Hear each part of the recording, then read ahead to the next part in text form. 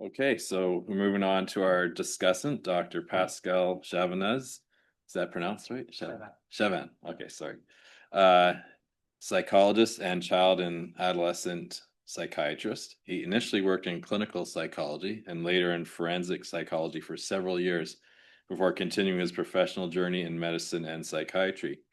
Throughout this trajectory, he currently practiced as a psychologist and subsequently as a resident in psychiatry and child psychiatry. His doctoral thesis focused on the intersubjectivity between therapy and supervision. His research and reflective interests focus on um, on transcultural psychiatry, community psychiatry, and writing. In his clinical practice, he is particularly interested in transcultural issues, trauma, personality dynamics, the therapeutic relationship, and the transformation in the clinical field brought upon by technology and artificial intelligence. Wow. So that's a lot to say, and we're looking forward to hearing your thoughts. Thank you so much. I'll do my best to keep my coat off, but it's really, really cold. I don't have any commercial conflict of interest, but like Cécile, I probably have many others, but let's not mention those here. Um, I want to talk to you about the three talks that we just had, and I want to talk to you about the experience also of coming here, of being invited as a discussant. I didn't really know what as a discussant was when David contacted me. It's not a use term that we have like in the French system. And when I saw the three presenters, which every one of them was one of my professors, one of my supervisors, and my mentor, I was a little bit intimidated at first, I have to admit. I thought to myself, what should I do? So I did what we usually do in research. So I read research papers and what the discussant is. I realized this morning talking to Cécile, I should have just called, but I was trying to be a big boy and not call my mentor and ask her what to do. So I read what it was. I read on the articles of the different presenters, and then I realized that I could have just taught throughout the presentation and shared my thinking. So when I approached David this morning and I said, "How do I send my slide?" He seemed surprised and puzzled. Do you have slides? And then here we are. But I'll mostly present on what I'm thinking throughout my reflection on what we talked about.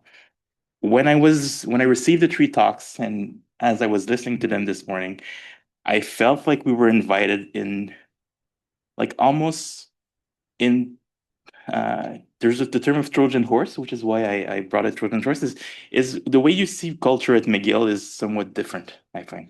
It's different than how we address it in different fields.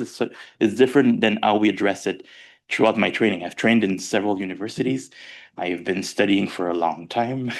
I finally finished. I hope I'm not taking on anything else, but throughout when I first started doing my training with Cécile, I was working at the cultural consultation clinic, and we had heard a little bit about cultural formulation in my training, but we never really talked about it. And Cécile never really talked about culture per se. She just worked with patients. She just received people and she just tried to listen to them. And then eventually, as I was invited to do a talk on cultural formulation interview, I opened it and started reading the modules and then realized, well, wait, that's what we do every day with every patient, whether we consider them to be from a different culture or not.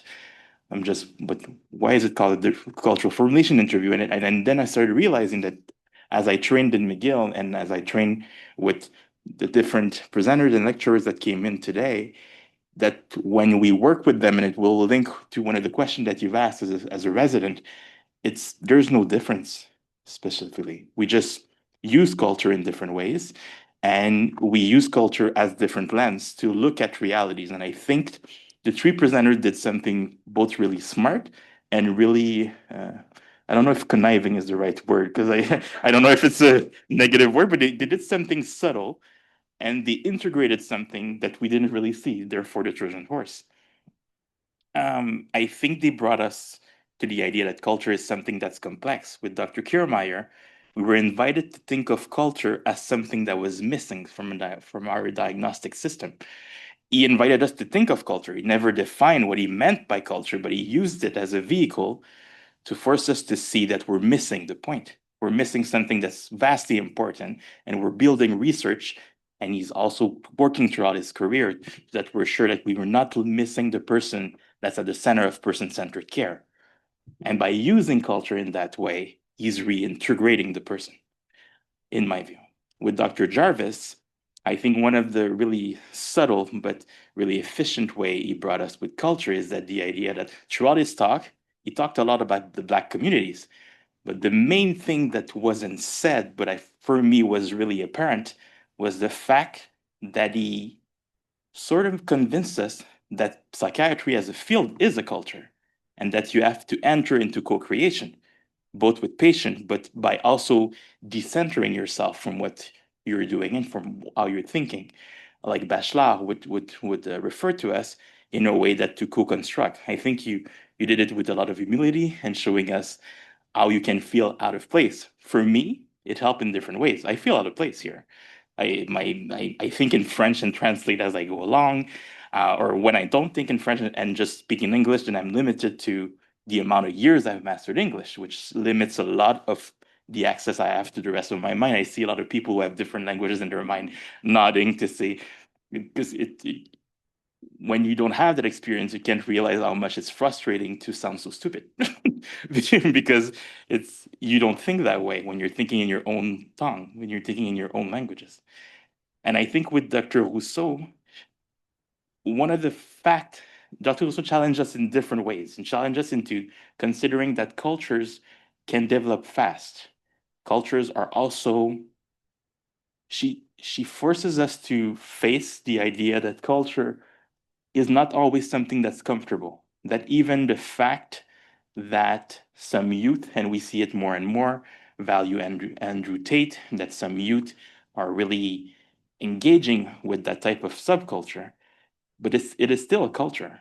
It's a new phenomenon, and I see it more and more in child psychiatry as I have a lot of youth coming to the clinic and they spend approximately the same amount of time online as they spent in school. And if we were to have any adults around our youth affecting their mental health that spend as much time as their parents, we would ask questions about it, but we have no systems to do it. Even our heads interview still doesn't integrate it online. We have no way of asking them, but with Cecile's team, we sort of get those. And we realize that through rectitude and discomfort, we have to tolerate our discomfort to go over the rectitude so that we don't push those youths away in a way that will just make them go further into those subculture that we'll never hear about. I'll talk a bit more about the talk of Dr. Kirmayer. I think one of the big contribution I think Dr. Kirmayer is bringing us in this talk this morning is that often when we think about the biopsychosocial model, I find that it's almost trained, we're almost trained in a way that it's biopsychosocial, and then cultural becomes really small, and a head note saying, oh, he was Caribbean, or he had that type of religion. It's more of a way to talk about something that's different from us than it is a way of really talking about what it is. And I think what Dr. Kirmayer brought us this morning is that he invested a lot of thinking and a lot of theory and a lot of articulation into the social cultural, the constructivism in a way that often we don't get. If you've had training in different fields, social work, psychology, psychiatry, you've seen that the main aspect of our field, and in psychiatry, it's a lot of the biology, is invested a lot. So we have like really smart terms to talk about those. But when we got to social, we would just throw things around, like precipitating factors and these type of things that didn't have the same level of acumen, the same level of complexity. And I think that Dr. Kirmayer is bringing us to that level, and to see that through the lens of culture, we're also rebringing the bidirectional aspect of it. And I really like the 4E models that you presented us with the embedding. I am having trouble saying it, with embedding and enactment. And it makes a lot of sense in a way. And I think it's an endeavor that's it's really brave and encouraging. I'll skip into that if we have question, but for Dr. Jarvis, I was really touched, and we talked about it with Cécile during the break, of what you mentioned about the idea of first episode and how by working with communities, we can start to hear how they take into account and how they work with language. And I think your 2 talks linked in that idea of the language, because for a lot of cultures, we have a lot of when we would mention first of something, then we expect either a trilogy or we expect something else. So for a lot of the patient, first episode would it's an ominous term that says that there are going to be others and it's going to get worse because usually we all know that the first episode is always better. The other ones are terrible. The other the other thing that I think Dr. Jarvis taught us is how much of an effort it takes to form bonds. And I really like the um the extract that you gave us, that we could hear both the music and we could hear your participant that was talking about his experience. And what I liked about it is that it really sounded like a conversation. What often our interview don't sound as much or enough as. And for a lot of people's community, we're not really trained into how we're supposed to be in different settings. Like, for example, I'm not wearing my coat because I think in this setting it's not something I can do when I'm up front. I see Cécile doing it, but Cécile always does what she wants. So that's, she's a great inspiration for that. I'm still not that brave yet, but so we adapt to what we think those settings are. Because, like, for example, for myself, I went to analysis for several years, but I could tolerate it because I've read the books and I've read a lot of the books and I knew what was expected of me. If it wasn't, lying down in front of a white man would have been really, really weird. And for the last one, for Cécile Stock, I think Cécile is also bringing us to a complexity of the youth culture. And she is forcing us to look at youth culture and to not invalidate it. I A lot of us, when we talk about like internet culture, when we talk about 4chan, 8chan, we talk about Reddit, we talk about TikTok, a lot of us don't go on it. But if you do, if you end up going and if you end up seeing what you see, then you're sometimes surprised. Not always positively, because it's really, really dark. I remember an experience I was with a bunch of youth and they were trying to show me a video that they found really funny. And they said, oh, it's a cat video. And I was like, oh, I know what cat videos are. And then they opened the video and it was a guy with his cat on the second level at his house and he threw his cat over the other house. And they started laughing. And for me, like Cécile mentioned, it evoked danger. So I became moralizing. And the only thing that they did is that they stopped showing me videos because underneath that, they wanted to share something that they found funny without really thinking about what happened to the cat. For me, it was, is this dangerous? And because of that, I started listening. But because of that, I left them alone. I left them alone with what they were going through. Maybe they wanted just to share a moment of peace, a moment of something that was funny, even though it was terrible. But for them, the fact wasn't the cat dropping, it was the throw. And I missed it. And I think Cécile is bringing us to that. It's bringing us to the fact that cultures are being formed under our eyes. We're not looking at them, but they're really important. And that a lot of phenomena that we don't understand are happening online. The far right is a phenomenon that a lot of people don't understand, and we're all stuck with the idea of truth. A lot of us are like, for example, when we saw Donald Trump being elected in the state and beating Kamala Harris, a lot of people were surprised and saying, how can he win against her? He kept saying lies, and she was telling a lot of the truth in certain ways. And when you went to those circles, they mentioned something and they said, yeah, but he's genuine. And at first I was puzzled because I was like, how can you be genuine when you're lying? They said, but you don't understand. When he lies, he's more genuine when he lies than she is when she's saying the truth. And we're used to what we do all day is that we watch people watching the news, we watch people talking. You can interact online. I don't know if you know, but you can interact online with someone and you're gonna watch them for 12 hours during their day talking about their views. And there's going to be a community, you're going to interact with them. And those talks and those interactions are going to be really, really genuine. And you're going to be accepted based on one aspect of your view. If I'm Black, I can be accepted for that. If I'm far right, I can be accepted for that. But I'm going to be totally accepted based on one of those views. And if it's something that I need and I don't receive anywhere else and I don't have any friends, then it becomes extremely powerful. And if all that you receive when you go outside of those fields is how much you're not saying the right thing, you're not thinking the right thing, you're not doing the right thing at the right time, then you're going to go back to those fields. The big aspect of it that Cécile is bringing us to is that those youths today, they have somewhere to go and to talk about those things. If we don't receive them in these other fields because we're so focused on rectitude, they're going to go somewhere else. They're already there, and we're not going there ourselves. So I wanted to open it up because from what I read, because coming back, I read on what discussant is, and the idea was to do links with the audience. So I wanted to open up and to give you also time to ask questions to the different lecturers to see how this morning maybe has changed, challenged your view of culture. Has it challenged your view of research, or has it challenged the way you're going to teach and in your practice? And those were my first thoughts, and then we can exchange if you want. Well, we all feel, I can speak for all of them, we all feel very passionately about that can be the future. It is what's happening, no question. But we have to push back on every possible level. I mean, first of all, as citizens, but I think we have a special voice as clinicians, as people who work with vulnerable people, who see what it's like on the ground. So we can do our thing that we need to do as citizens, but we can also maybe mobilize a kind of story, a kind of recognition of things. You've heard it in the research that will hopefully steer us back towards something more humane. I mean, we have our different versions of this. Is this working? It is working now. Okay. We have different versions of this in different places and different levels of society, but it is, as Cécile said, it is a global phenomenon right now.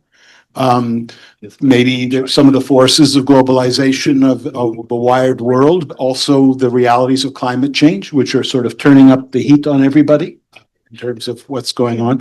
So I think these are forces we're up against. So it's not clear cut that it's just, the pendulum will swing eventually, but we definitely have to advocate it at every level. And we're at a moment in this province right now with two laws on the table, one that will destroy the healthcare system and one that will destroy human rights and civil liberties in Quebec. So very, very serious legislation with a government that doesn't care anymore because it doesn't expect to win the next election anyway. So they don't feel like they have to compromise or be in. So it's very, very serious. And I as I say, we're all in this, as citizens, we're all in the same boat, but we have a special perspective to bring to bear in terms of how it affects people in their everyday quality of life, and maybe to mobilize a kind of just the same things of listening that Pascal and Cécile and Eric have been talking about, of this kind of humility and openness and vulnerability and close listening, which are in a way part of what's missing from the political process. Okay.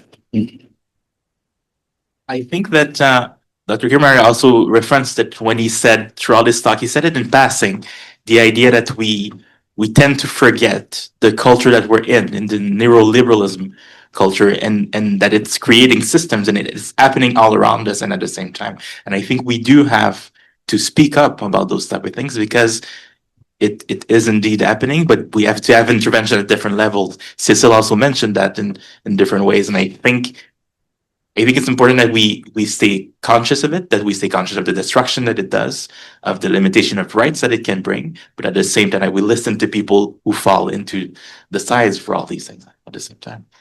But I think, Dr. Kirmayer, you mentioned it when you said that sometimes we start working in the field and we start working in research and we forget to look that we're also in a cultural system ourselves, and that all these pressures are also bringing us somewhere that's really, really dangerous in a way.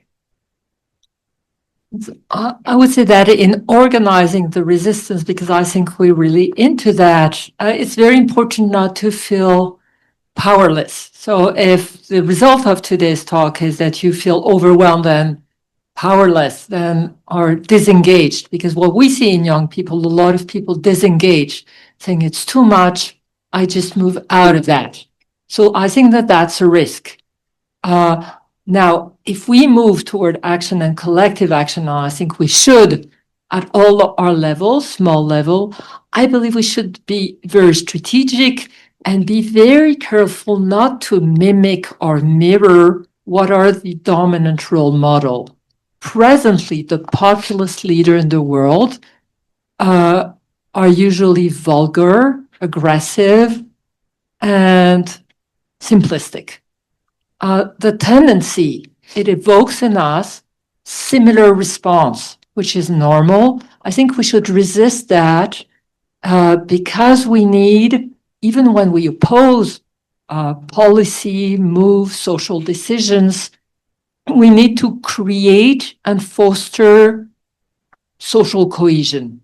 And that's difficult, okay? Because it doesn't mean not being passionate. It doesn't mean renouncing our values, but it means examining how our own predicaments and discourse can be part of the problem. If we want to build cohesion, it's just like when you do family therapy. You have to understand the position of all the members, and that's difficult because you ally with some more than others. And that, I think that's why it's very interesting that we're all of us here. And that's why our divergency here will represent the divergency in our society. If we're able to work our difference, so the things Laurence is sensitive to are the same and slightly different to what Pascal is sensitive to what I'm sensitive to. And we should not erase this divergency, but use them to say, okay, this is a way to bring together the racialized community, the Jewish community, the Anglo communities, the French Francophone community. How do we bring all these people together, with our different sensitivity? Because this is the huge task we have ahead. I wasn't here for the question. I'm going to talk to it what I think it is. So for me, it's hard to empathize or be imaginative when I feel disgusted or when I feel fear, right? So this is kind of, and so people who come with these perspectives, even people I know in my own family in some cases, like I have a very hard time sitting down and just giving them a chance to say what they have to say, right? So anyway, but that's what I'm working on. I think in my overall cross-cultural work is trying to give place and imagination in places that I haven't been before, I don't understand very well. So maybe I can use those same tools when I'm confronting the alt-right or young people that have very divergent, even to me, repulsive points of view. So does that make sense? I don't know. Just to add, in our team, very often we feel, because we listen to all of these discourses, and our team members often kind of run out of an office saying, I just had a shower. And that means a shower of hate. And you feel dirty and you feel accomplice. So it's the weight of mediation. What we're talking about is not easy. And it means you have dirty hands. Just listening to that, you feel accomplice. But if you don't listen, you cannot reach out, and you'll just divide. You'll just be righteous. So I think you're speaking from what is our particular strength and vocation in life at this level of authenticity with people. But there's another level of institutional power where people get to frame the whole discourse and kind of cut things off. And that's where I think we have to push back and say, we're having this discussion earlier. I mean, healthcare is not primarily an economic problem. It is a problem of values and priorities in society. And we should not let the economic bottom line, is back to the sort of neoliberal, like everything is going to be quantified that way. We have to push back on that, or we'll end up with what is economically rational and completely betrays the values that we want to have. So, and we could talk about that in other ways. We could talk about solidarity between different communities, the idea of a society that embraces diversity as an intrinsic value. And when we see a government, for example, instituting policies that are contrary to that, in the name of equity and fairness and whatever, but in fact is betraying that, we have to call it out at that level. And that's where I see a certain tension and where I get maybe non-functional and too agitated, because I feel like the whole discourse is being circumscribed in a way and sets us off on the wrong foot. So how do we get back? How do we represent what is a betrayal of values, let's say, as such, not just say, well, Monsieur so-and-so, you're entitled to your opinion, of course, but because it's not just an individual opinion at that point. It is setting the terms of this and the structure of the social space for all of us. Absolutely in agreement, but let me push you on that. Yeah. For example, the present bill on doctors is a disaster for Quebec health system and certainly something which is opposed. But the fact that we're in conflict of interest as doctors because our income are too high compared to other professional is a problem. So we merge a problem, and because we merge defending values with defending our outcome, we become non-credible. Interesting. Yeah, I got a response. to that. I absolutely agree, but what I would also say, and this is something for each of us individually to look at, because I've said this, not everybody agrees, but I think certainly most of the people I know who went into medicine did not do it primarily for money. There are other ways to make a good living. Yeah, so it is true that we get remunerated, and when we suddenly had this jump in our income thanks to negotiations, I was one of the beneficiaries of that, so it is very nice. But yeah, we have to, because we have no, you're right, we have no moral ground to stand on if in fact this is just a good way to make a living, and that's what it's all about.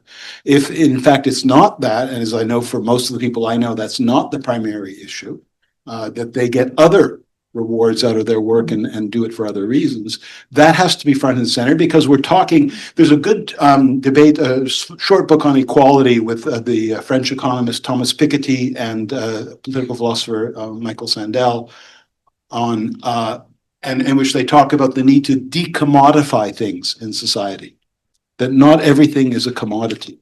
And unfortunately, the neoliberal logic and the capitalist logic is everything is a commodity, and that's how we're going to rank things. So that if we want to push back and say, in the end, the quality of care that goes on when one is sick and someone is there to be with you is a economic value that we have to be very clear about it, and that has to be part of the discussion rather than just have a rational. That's what I'm saying, really, and I think.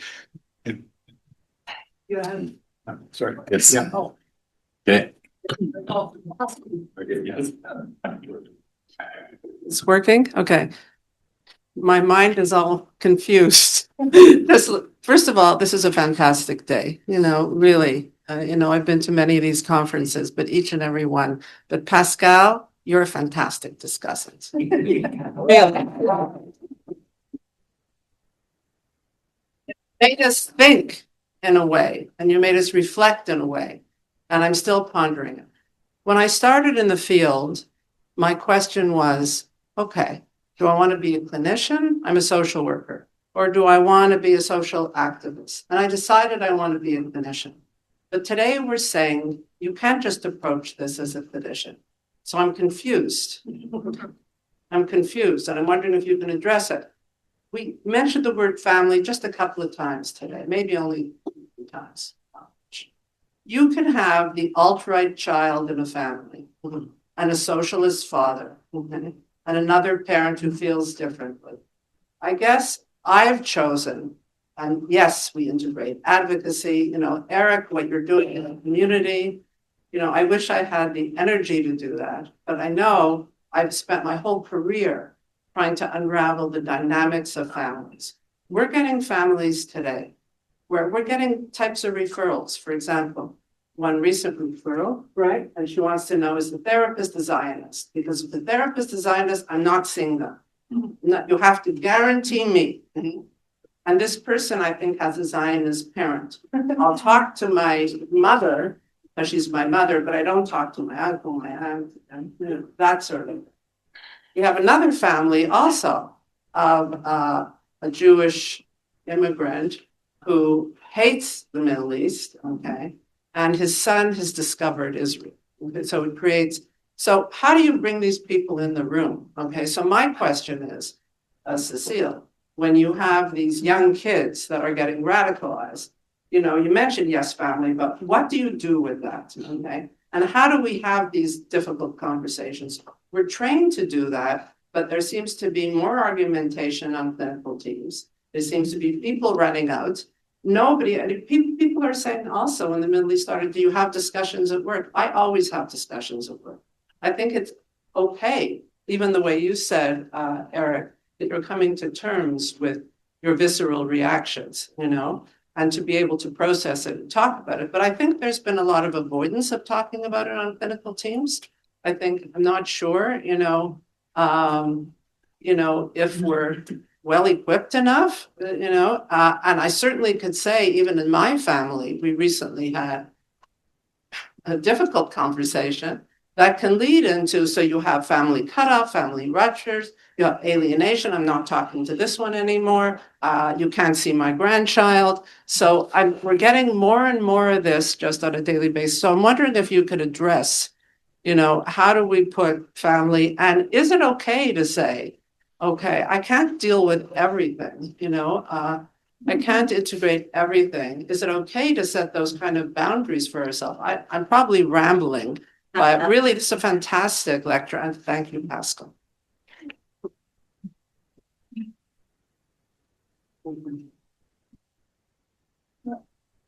So at the research level, we're trying to put all our data on family together. But just to tell you, because what you're saying is right, families are presently also reflect of this division in society, so increasingly divided, Yes. and leading to explosion of family, which didn't happen before. Also, the social realm, the ideological one, is taken back by family to enact family conflict, which were there before. And what we see in young people is both ways to cling to ideologies to belong to family history, ancestry, loyalty, divided loyalty, parental alienation, Yes.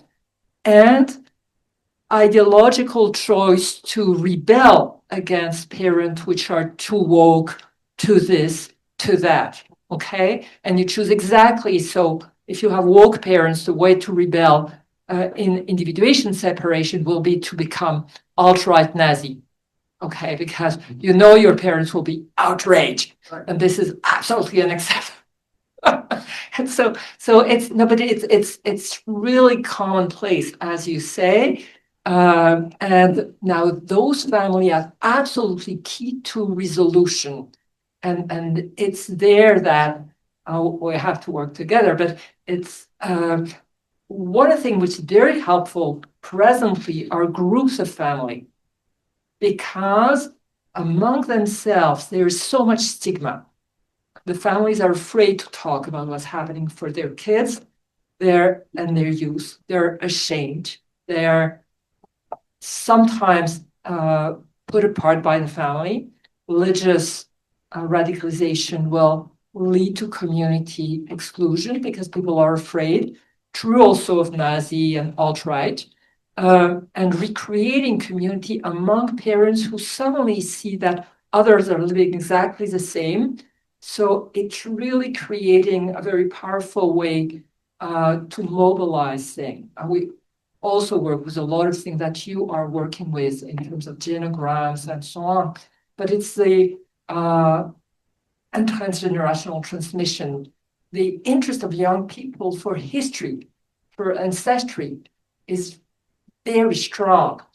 And very often you cannot make sense or link between the parent and child generation, or we may use the grandparents or the great-great-grandparents and bring their history to make sense.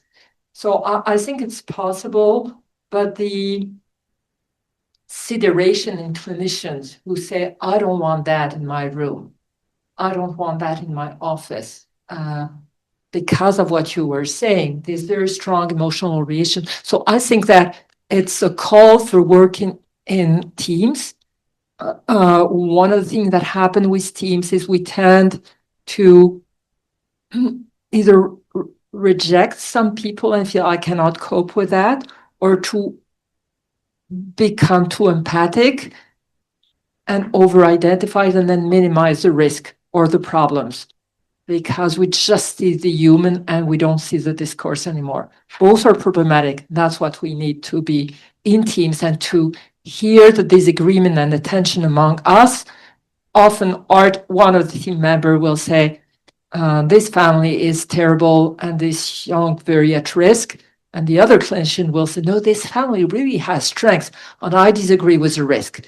And both are right. We need to live this tension and biased view.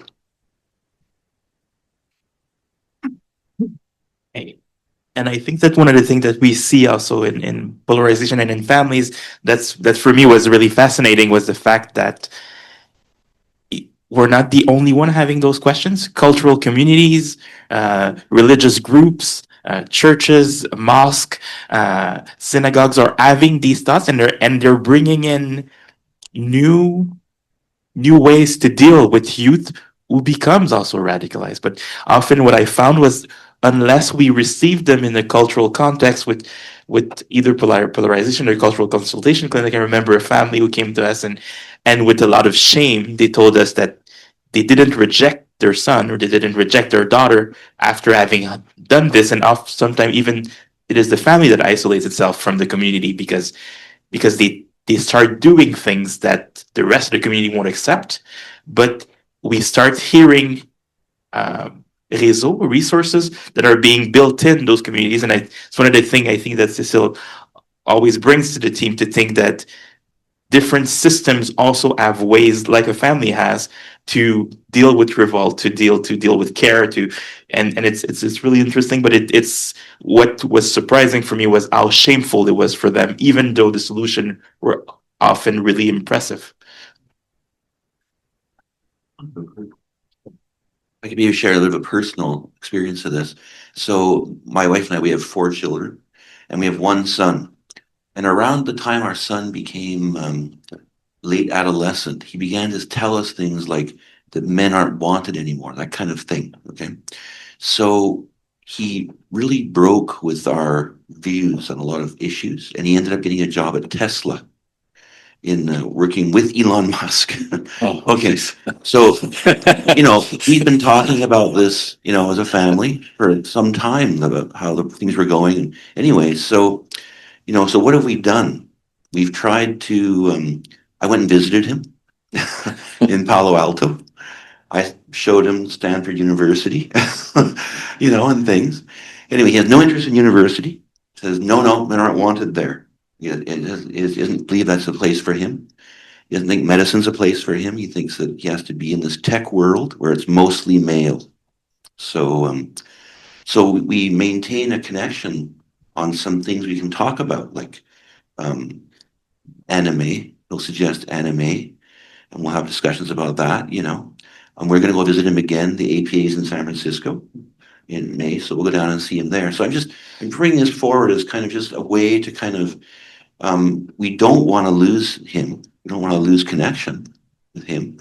We want to maintain connection. So I think that's a way forward in our teams as well. Try to do that. And I wanted to mention too that psychosis can become a polarizing incident or issue for families too, right? Anything can be, I guess, but even psychosis is not so social, I guess, or it's not so topical, I guess. But psychosis can really divide families and the treatments that you need to impose on occasion. And sometimes the families themselves impose the treatments, so it causes huge rifts. So anyway, I'm just bringing that forward. Thank you. And I have a question online here for Dr. Rousseau. Beyond supporting youth in the education setting in elaborating their understanding of societal views, what would you suggest with regards to their unlimited access to the internet and online world? Where does the responsibility lie in predicting youth in this unsafe space? I'll tell you my gut feeling and then my professional response. My gut feeling, it's so harmful what's happening, and I'm so afraid that if I could, I would take all of this at the of my hand and throw it in the, go backward. It's not possible. It's not possible, and it's interesting to see that censorship usually lead to isolation and use going deeper in the internet in unregulated way. So I would go back to the Pediatric Association, Canadian and American regulation. I think that early exposure to screens is not good, and that kids should learn symbolic play and play outside of screens, and that we should be utterly conscious that for young kids, screens are dangerous, and for young parents. I see increasingly attachment disorder linked to kids who have instrumental access to their parents, but their parents are on the phones and the kids suffer. So the parents do all the right things and do not give screen to the kids, but they are on their phone all the time. So new forms of attachment disorder emerging. Young parents should be, and parents and grandparents should be, I include myself, to be present, not on their phone. Among ourselves, also, we tend to do that. We're part of that. So when are we absent to the other because of our device is a big thing. Now, beyond that, for young people, I think that digital literacy in our research have no effect, but that's about didactic teaching about the internet use or critical literacy about the internet. I'm not saying it's bad. I'm saying that it has no effect. The variable which has effect in terms of violence and distress was preference for online life. And so what is very important is for parents and educators is you should, we should help them to invest real world, real relation, nature, being out, eating, sleeping, making love. You know, the young people are not making love anymore. They're not consuming drugs and they're not getting out. This is terrible. It is. No, but it is. It's very alarming. It's very alarming to see that. It's exactly. No, absolutely. So real life should prevail, and it's really. And with respect to online life, censorship and prohibition usually lead to kids hiding. So even if they don't have a phone or a screen, they'll access it through their friends. Some hide their phone or have a phone and hide it in the fridge. They can bury it in holes. It's incredible, the strategy. It's real addiction. And so the idea is really to get interest about this world and try to be invited. Just like, teens do not always want their parents to know their friends. And you need to make yourself presentable so that they present you your friends. It's the same for the internet, but so it's very interesting with our clinician. Some of our clinicians are absolutely excellent at becoming this kind of person who you can show your lists, your interests, your forums, and so on. And my God, this is at that moment that we learn about their real life. Thank you. Okay, another question. We'll stay here as long as this question.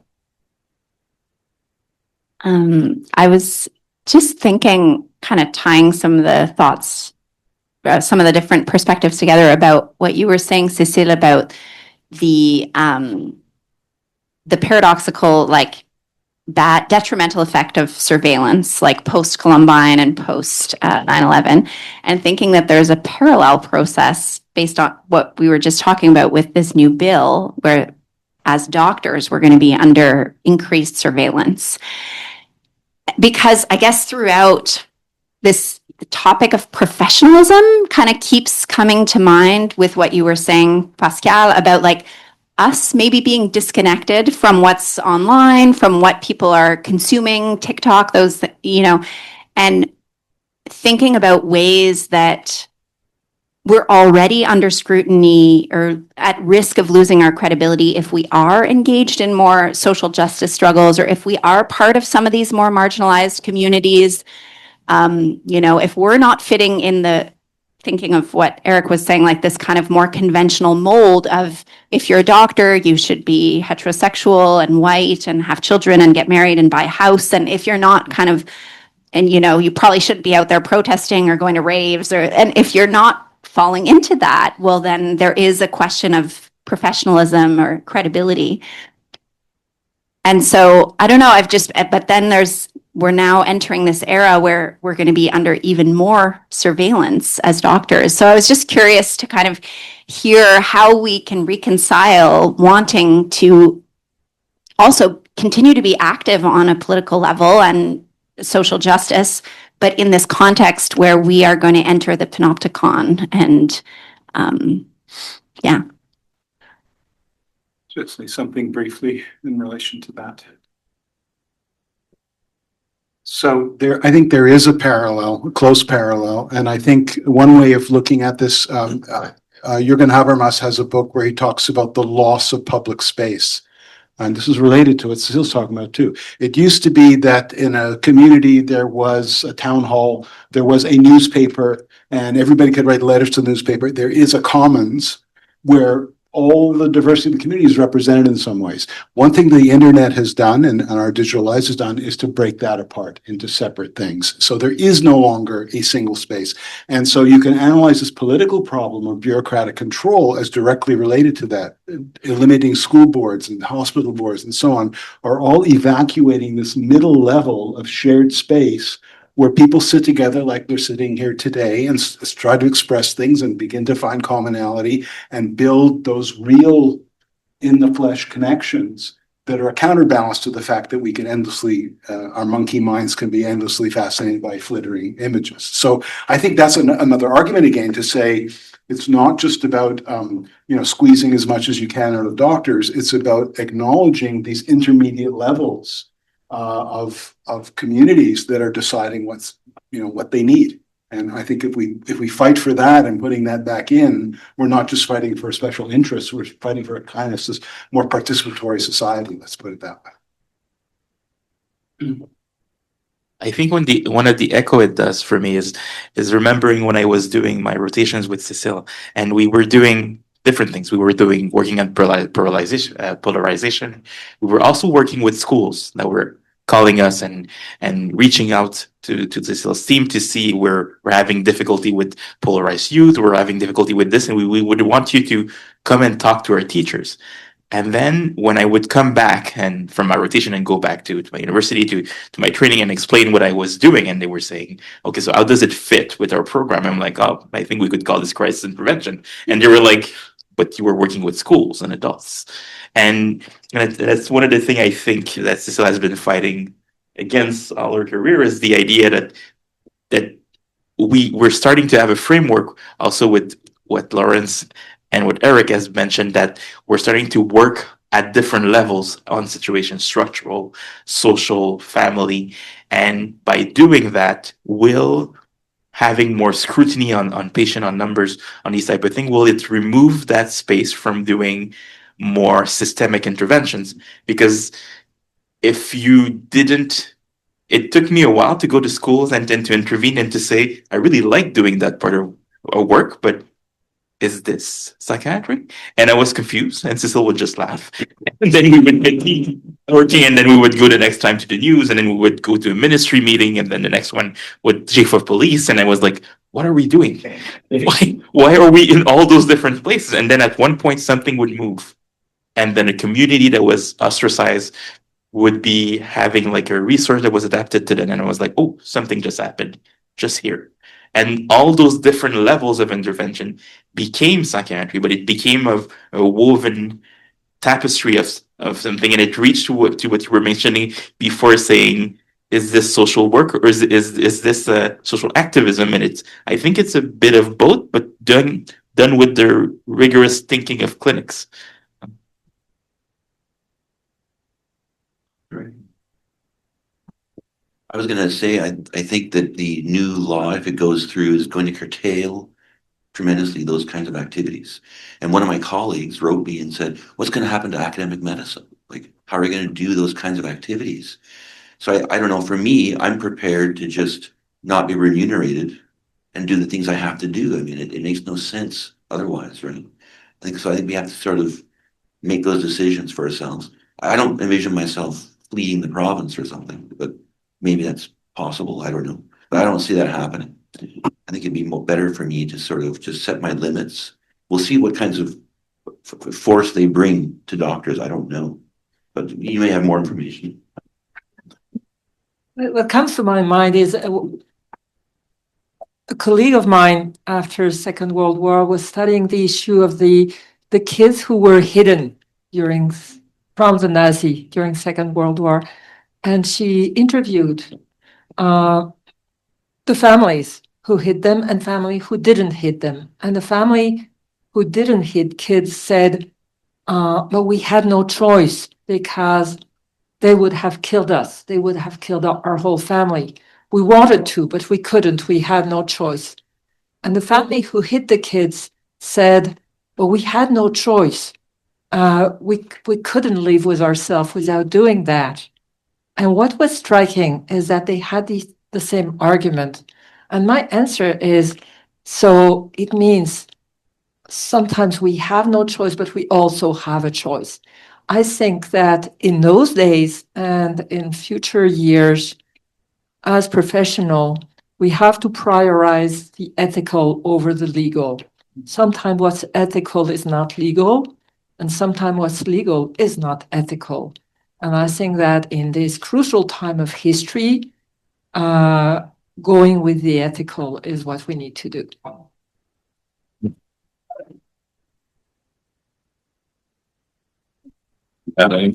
Music just started playing, Cécile. We're at 12:30, so that was a great turnout, great interest, and despite the cold in here, so now you get to warm up outside in -20. But thank you everybody, and